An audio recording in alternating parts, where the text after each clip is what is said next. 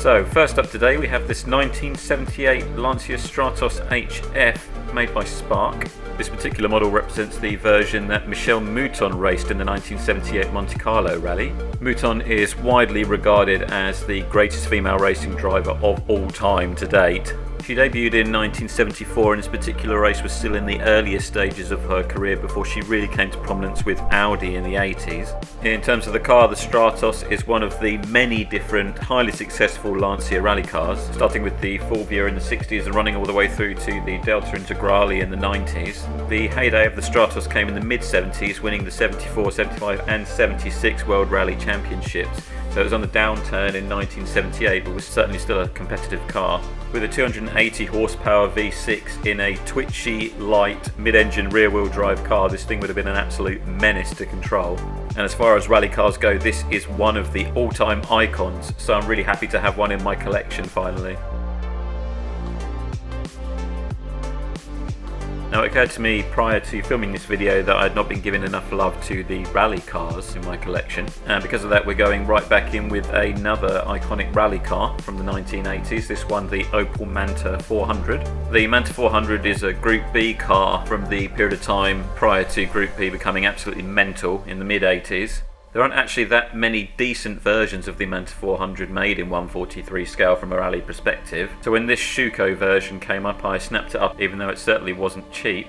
This particular model represents the version that Jimmy McRae drove in the 1984 Manx Rally, which is run on the same road as the famous Isle of Man TT, which for anyone who is not aware is a motorcycle time trial event. If you hear the surname you'll probably recognise the connection with Jimmy McRae being the father of the legendary rally driver Colin McRae, and Jimmy was pretty successful nationally in his own right, coming first in this particular rally. I quite like the AC Delco livery on this one, although I would prefer it perhaps if it was a little bit more colourful towards the rear of the car, but regardless it's a nice looking car overall and I'm very happy to have this one in my collection alongside my other Group B rally cars. Moving swiftly on, we come to this 1987 Williams FW11B by Mini Champs. Now after reviewing the footage after filming it, I was very much in two minds as to whether to put this in the video, mostly due to the front wheel being bent, which I did not see when placing the model down on the turntable. In the end I decided to go with it as these are 6 model videos and this is something that is not uncommon with Mini Champs models, and when I come to actually display it, it will be something that I can fix quite easily. It's just a case of bending the wheel backwards. It sadly doesn't look that great on this video. That aside, it is actually quite a nice model by Mini Champs and it represents one of the more interesting years in the 80s, and there were several interesting years in the 80s. 1987 was a very close fought battle between Nelson Piquet and Nigel Mansell in the two Williams, with Nelson Piquet coming out on top despite actually Mansell having twice the amount of wins that Piquet had, which was down to the scoring system at the time and the fact that Piquet was much more consistent outside of those wins, gaining almost entirely second places, whilst Mansell regularly failed to score when he wasn't winning. These cars were at the twilight of the Turbos F1 era in the 1980s, and it was the season after this that saw the last running of the turbo cars. Overall a nice model in the collection, and it will just need a slight bit of correction before it goes on display. For our fourth car in this video, we're moving to the late 90s for this GT500 version of the R34 Skyline GTR. This one is in the simple but classic Calsonic livery and is made by Ebro, and it's one of their resin models. 1999 was the introduction of the R34 to the JGTC, and whilst it was a successful car and won immediately, it wasn't the Calsonic Impulse Skyline that actually won that year. The R34s did handily outperform the remaining handful of R33s that are in the championship. This again is one of the nostalgia cars for me growing up. Whilst not exactly the same, the very similar 2000s version was in Gran Turismo and the 2003 version, which is a little bit different, was in Forza, and I played a lot of both of these games, so the car became familiar to me that way. And outside of racing, I think the R34 GTR is probably a dream car. It's the ultimate Skyline really, far better than the later R35, and the cornice factor has just increased tenfold for the race variant, so I'm very happy to have this one in my collection.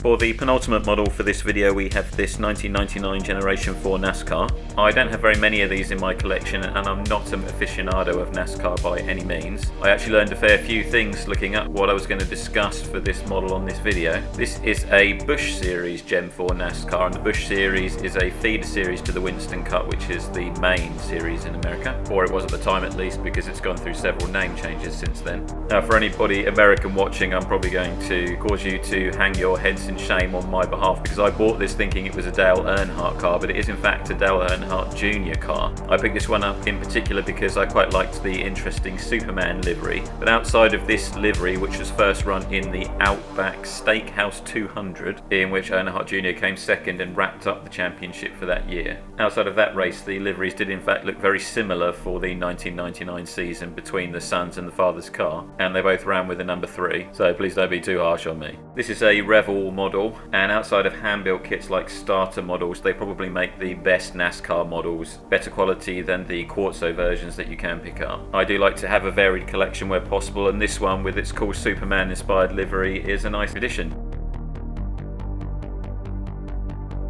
And finally, we have this 2015 Bentley Continental GT3, a model by Almost Real. The Continental GT3 is the only race car that they make, and I think probably because they make the road car as well. And it's just the first generation of Continental GT3, with TSM making the second generation that ran from 2018 onwards. This livery represents a car that ran in the 24 Hours of Nürburgring in 2015, along with its sister car, which is effectively an inverse livery that's white with green stripes. Unfortunately, in the race, the car was not particularly successful, finishing 72nd, although it did actually complete the race. It was not a DNF. This was just an unfortunate run for the team, as the Continental GT3 did see success in other races and series, such as winning the 2015 Blancpain Sprint Series.